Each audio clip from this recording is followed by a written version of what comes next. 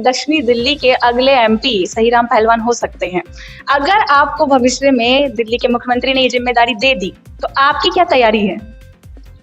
देखिए, political career मेरा बड़ा लंबा है और 27 साल से मैं सीट पे बैठा हूँ। तो एक पहचान है, अगर पार्टी आदेश करेगी तो पूरी तैयारी के साथ चुनाव लड़ेंगे। जब राम मंदिर में मोदी जी गए तो वहाँ के जो संत समाज है, मठ है जो, वो क्यों नहीं आया? क्योंकि राम मंदिर अभी उद्घाटन होना ही नहीं था, प्राण प्रतिष्ठा अभी होनी ही नहीं थी, क्योंकि अभी राम मंदिर पूरा ही नहीं हुआ। चुनाव के चक्कर में तो बीच में ही उद्घाटन कर दिया, प्राण प्रतिष्ठा करा दी। और आप पूछो किसी भी, राम की पूजा कौन नहीं करता? भाजपा वालों ने ठेका ले रखा है क्या राम का? ये कहते हैं हम राम को लाएंगे। अरे राम दुनिया को लाया राम, ये राम को लाएंगे? तो पूरे हिंदुस्तान में आज घोषित इमरजेंसी लगी हुई।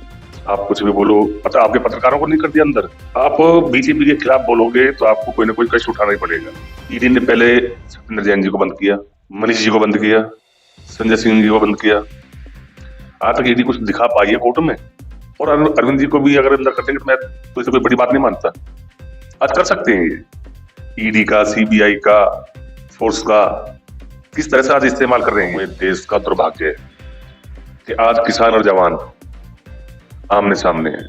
देखिए, आप इनका जो भी चुनाव आता है, इनका घोषणा पत्र उठा लें, आपके पास तो रिकॉर्ड होगा। जो भी इनकी गारंटी होती है वो सब झूठी होती है, किसी में भी कहीं भी खड़े नहीं उतरते। जब इनके राष्ट्रीय अध्यक्ष थे वो, जब वो खुद कहते थे, आप ही के चैनलों पे उनसे सवाल किया गया था कि जी आपने 15 लाख की घोषणा की थी, कि वो तो चुनावी जुमला था। रेल ठेके पे दे दी, हवाई जहाज ठेके पे दे दी, कनकौर ठेके पे दे दिया, एमटीएन ठेके पे दे दिया। देश के लिए बचा क्या है? सटीक खबरों का सीधा असर। आप देख रहे हैं एनसीआर समाचार। नमस्कार, मैं नमिता चौहान और आप देख रहे हैं एनसीआर समाचार। इस वक्त हमारे साथ मौजूद है आम आदमी पार्टी के विधायक तुगलकाबाद विधानसभा से सहीराम पहलवान जी। सबसे पहले मैं आपका स्वागत करना चाहूंगी हमारे चैनल पर। आज सीट शेयरिंग हुई है, ऐसे में आम आदमी पार्टी ये दावा करती है अब आप कांग्रेस के साथ। कांग्रेस को 3 सीटें दी गई है दिल्ली में और आम आदमी पार्टी के पाले में इस वक्त 4 सीटें हैं। तो इस पर मैं आपसे सवाल करना चाहूंगी कि आने वाले चुनाव को लेकर के आप कांग्रेस को तो 3 सीटें दे दी, लेकिन भाजपा से ऐसा क्या था कि भाजपा को आप सीट देने को तैयार नहीं? और किस तरीके से ये आम आदमी एकदम से कांग्रेस के इतने फेवर में हो गई कि आधी सीटें लगभग उनको दे दी गई है आने वाले चुनाव को लेकर? डिवाइड वोटों का डिवाइडेशन है जो, उसी से भारतीय जनता पार्टी जीत कर दर्ज करती है। तो समय के अनुसार आज जरूरत भी है गठबंधन की, तो इंडिया गठबंधन है ये, इसमें कोई बुराई नहीं है। एक समय वो भी था जब सीट शेयरिंग की बात हुई थी, एक बड़ी बैठक की गई थी और ये भी बताया जा रहा था कि अरविंद केजरीवाल कहीं ना कहीं दिल्ली के सीएम सीट देने को तैयार नहीं है। उनमें भी कुछ ना कुछ मनमुटाव चल रहा है, जिसकी वजह से इंडिया गठबंधन की जो पार्टी है वो धीरे धीरे खंडित होने लगी थी। फिर ये अचानक से कैसे केजरीवाल जी के दिमाग में ये चीजें आ गई कि कांग्रेस को भी 3 सीटें दे देनी चाहिए, क्योंकि चुनाव में जीतना है कैसे भी भाजपा के विपक्ष में? तो नहीं, गठबंधन में तो शेयर तो करनी पड़ेगी आपको। अकेले आप चाहो कि गठबंधन भी हो और आप किसी को शेयर ना करें, ये तो पॉसिबल ही नहीं है, ये तो करनी पड़ेगी। गठबंधन ने सीट शेयरिंग तो कर दी है, लेकिन जो प्रधानमंत्री का चेहरा है उसको लेकर के अभी तक कोई खुलासा नहीं हुआ है। तो इस पर आप क्या कहना चाहेंगे? देखिए, जिनके साथ तो गठबंधन हो रहा है सब उनमें ज्यादातर नेशनल पार्टी है, सबके पास पास अपने अपने मुखौटे हैं। अभी काफी समय है, जब गठबंधन हुआ है तो उसका भी चयन होगा। समय की आप बात कर रहे हैं, लोकसभा चुनाव में अब देखा जाए तो 2 महीने भी पूरे पूरे नहीं बचे हैं। ऐसे में भाजपा की तैयारियां भी काफी हद तक बेहतर ही चल रही है। राम मंदिर का मुद्दा आ गया है, तो क्या लगता है कि इंडिया गठबंधन जो तैयारियां करके चल रहा है, जिस तरीके से कार्य कर रहा है, क्या भाजपा के सामने टिक पाएगा? देखिए, जहां तक राम मंदिर की बात है, राम की पूजा हम भी करते हैं और मैं समझता हूँ कि लगभग लगभग 70% तो हिंदुस्तान की आबादी राम को अपना आदर्श मानती है, पूजा करती है, अर्चना करती है। और रही राम मंदिर में भाजपा का, भाजपा ने क्या सहयोग किया राम मंदिर में, आज लोग ये जाने। मैं लोगों से पूछना चाहता हूँ, भाजपा ने क्या सहयोग किया राम मंदिर बनाने में? कोई बताए तो सही। हिंदुस्तान के लोग ने जो डोनेशन दिया, कई सौ करोड़ रुपया, उससे राम मंदिर बना। सुप्रीम कोर्ट में केस चला, सुप्रीम कोर्ट के आदेश पे राम मंदिर का निर्माण शुरू किया गया है। भाजपा का क्या रोल रहा है? खाली वहां उनकी सरकार है, उसकी वजह से दुनिया भर की एडवर्टाइज कर करके जब राम मंदिर में मोदी जी गए तो वहां के जो संत समाज है, मठ है जो, वो क्यों नहीं आया?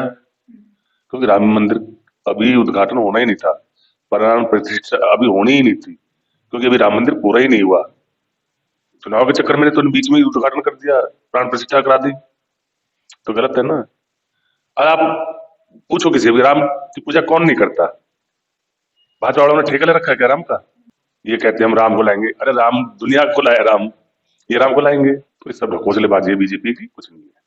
देखिए, सीट शेयरिंग हो चुकी है और अगर एक तरफ देखा जाए तो इस वक्त दिल्ली में आम आदमी पार्टी की पकड़ है। तो मान लेते हैं कि 4 सीटें जो आम आदमी पार्टी के पाले में है उस पर जीत वो दर्ज कर लेगी, एक बार को मान लेते हैं। लेकिन जो 3 सीटें कांग्रेस को दी गई है, क्या लगता है आपको कि कांग्रेस से जिस तरीके से जनता विमुख हो रखी है, जिस तरीके से राहुल गांधी को जनता नापसंद करती हुई नजर आती है और भाजपा की तारीफ करते हुए नजर आती है, क्या वो 3 सीटों पर कांग्रेस जीत पाएगी?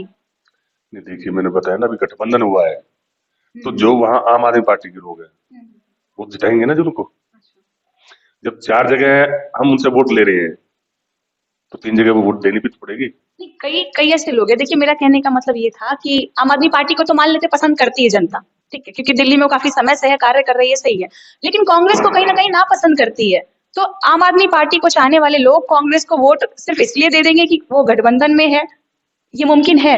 ये है, मुमकिन है, और देंगे लोग देंगे। जब जो हमारे संयोजक हैं, जब उनका आदेश हो गया, जो हमारे सर्वप्रिय नेता हैं, जब उनका आदेश हो गया है, तो पीछे कैसे हट सकते हैं हम? ईडी का समन बार बार जारी हो रहा है, दिल्ली के सीएम को कई बार बुलावा आ चुका है, कोर्ट तक बात पहुंच गई है। अब आसार ये भी बताए जा रहे हैं कि गिरफ्तारी हो सकती है, क्या कहना चाहेंगे? देखिए, पूरे हिंदुस्तान में आज अघोषित इमरजेंसी लगी हुई है। आप कुछ भी बोलो, आपके पत्रकारों को नहीं कर दिया अंदर? वो आप बीजेपी के खिलाफ बोलोगे तो आपको कोई ना कोई कष्ट उठाना ही पड़ेगा। पूरी तरह से डिक्टेटरशिप चल रही है। किसी भी सरकार को, विपक्ष की किसी भी सरकार को काम नहीं करने दिया जा रहा आज। ईडी ने पहले सत्येंद्र जैन जी को बंद किया, मनीष जी को बंद किया, संजय सिंह जी को बंद किया। आज तक ईडी कुछ दिखा पाई है कोर्ट में कि इन लोगों से इतने धन की प्राप्ति हुई है, इतने धन इनसे मिला है? दिखा पाई है आज तक? नहीं, खाली समय मांगती रहती है, समय मांगती रहती है। और अरविंद जी को भी अगर अंदर कर देंगे तो मैं तो इसे कोई बड़ी बात नहीं मानता। आज कर सकते हैं ये, ईडी का, सीबीआई का, फोर्स का किस तरह से आज इस्तेमाल कर रहे हैं ये। लेकिन आज ये लोग ये चीज भूल गए कि हमेशा अमर कोई नहीं हुआ। सीट से मोदी जी को, अमित शाह को भी हटना पड़ेगा एक दिन। तो आज जो ये रास्ता दूसरी पार्टियों को दिखा रहे हैं, जब ये सत्ता से बाहर होंगे तभी ये कहां जाएंगे? आज तक आपने कभी ईडी का, सीबीआई का इस तरह इस्तेमाल देखा है कभी? इस नेता के घर में घुस जाओ बगैर नोटिस के? विपक्ष के किस सरकार के पास नहीं ईडी और सीबीआई संबंध नहीं है? जो इनके खिलाफ सरकारें हैं जिस स्टेट में, वहां पता करो ना कौन सी सरकार ऐसा है जिसको इन्होंने ईडी ने नोटिस इशू, के नेता को ईडी ने नोटिस इशू ना किया हो। तो इनके हाथ में सत्ता है, आज कुछ भी कर सकते हैं। देखिए, आप भी अब ये बात मानते हैं कि दिल्ली के मुख्यमंत्री को जेल में डाला जा सकता है। तो अगर चुनाव से पहले उन्हें जेल में डाल दिया गया और आम आदमी पार्टी इस वक्त जीतने की कोशिश कर रही है, पूरी तैयारियों में लगी हुई है, तो जो मुख्य है आम आदमी पार्टी के, अगर वही जेल चले जाएंगे तो फिर असर पड़ेगा पार्टी में, चुनाव पर और आगामी जो तैयारियां हैं उस पर? देखिए, वो अगर जेल में डालेंगे तो जेल में इसीलिए तो डाल रहे हैं कि वो प्रचार ना कर पाए, क्यों उनको प्रचार ना करने दिया जाए, इसीलिए तो जेल में डाल रहे हैं। जब कोर्ट ने डेट दे दी है तब तक इंतजार कर लेना चाहिए ना। जब कोर्ट में वो जा ही रहे हैं तो तब तक इंतजार बनता है ना। चुनाव में तो नेचुरल प्रभाव पड़ेगा, इसीलिए वो बार बार ये कोशिश कर रहे हैं कि इसे बंद किया जाए। बॉर्डर पर इस वक्त किसान है। अब तक हम यही सुनते आए थे कि बॉर्डर पर हमारे फोर्स है, हमारे सिपाही हैं जो जंग लड़ रहे हैं बाहर के देशों से। लेकिन अब हम ये सुनते हैं कि बॉर्डर पर किसान है और दिल्ली और जो बाकी के स्टेट है, एक हिंदुस्तान और पाकिस्तान जैसी चीजें हो गई है वहां पर। क्या कहेंगे, केजरीवाल जी कुछ कर नहीं पा रहे हैं किसानों के लिए? देखिए, मैं तो कहूंगा ये देश का दुर्भाग्य है कि आज किसान और जवान आमने सामने है। इससे बड़ा दुर्भाग्य और क्या होगा? और किसान मांग क्या रहे हैं उनसे पूछे। जो इन्होंने गारंटी दी थी चुनाव घोषणा पत्र में मोदी जी ने कि आप मुझे बनाओ, मैं ये चीज दूंगा, आप मुझे जिताओ, मैं ये चीज दूंगा, वही तो वो मांग रहे हैं। अलग से क्या मांग रहे हैं इनसे वो? और दे भी देंगे तो कौन से इन्हें जेब से देना पड़ रहा है? अरे उन लोगों का पैसा है। आज बाप बेटे को आमने सामने खड़ा कर दिया इन लोगों ने। किसानों के बेटे तो जवान है और जवानों के माँ बाप किसान है। तो इससे बड़ा दुर्भाग्य और क्या होगा? किसानों के लिए ये भी कहा जा रहा है, जो भाजपा के लोग हैं या भाजपा के समर्थक हैं, उन लोगों का ये कहना है कि ये किसान है ही नहीं, क्योंकि किसान इतने अमीर नहीं होते, इनके पास इतने वैरायटी वैरायटी के गाड़ियां, ट्रैक्टर और न जाने क्या-क्या उनके पास है, और फिर भी वो ये कहते हैं कि हमारी एमएसपी मान लो, हमारे अनाज के दाम बढ़वा दो। तो जब उनके पास इतनी संपत्ति है, धन है, दौलत है, गाड़ी है, घर है, हर एक चीज है, तो उनको एमएसपी की क्या जरूरत है? तो ये असल में तो किसान है ही नहीं, ये बगावती है, खालिस्तानी है, क्योंकि केवल पंजाब से आए हैं और जगहों से तो नहीं आए। देश का अन्नदाता है वो। आज किसान की उगाई हुई फसल हम खाते हैं जब हम चलते हैं, और एक से एक बड़ा किसान पड़ा हुआ है, एक से एक बड़ा फार्मर है। इसका मतलब ये नहीं है कि सभी किसान अमीर हैं। किसी के पास 2 एकड़ जमीन है, किसी के पास 6 एकड़ है, किसी के पास 50 एकड़, किसी के पास 100 एकड़ है। तो जो 100 एकड़ बड़ा किसान है वो तो नई टेक्निक से फार्मिंग करेंगे ना अपने, तो उसके पास बड़ी बड़ी ट्रैक्टर भी होंगे, बड़ी बड़ी ट्रॉली भी होंगी। तो जो छोटा किसान है वो अपने छोटे ट्रैक्टर से काम कर रहा है। ये तो एक समाज है, समाज में ऊपर नीचे सभी खाओ, सब बराबर थोड़ी होते हैं। तो आपका कहना है कि उनकी जो एमएसपी की मांग है वो जायज है?